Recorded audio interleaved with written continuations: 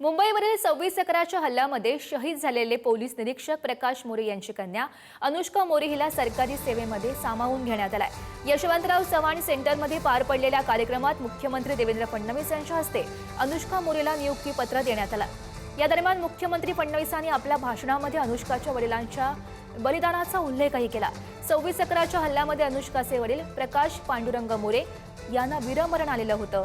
सरकारनं एमपीएससीला विनंती केली आणि अनुष्काला सरकारी नोकरी मिळवून दिली।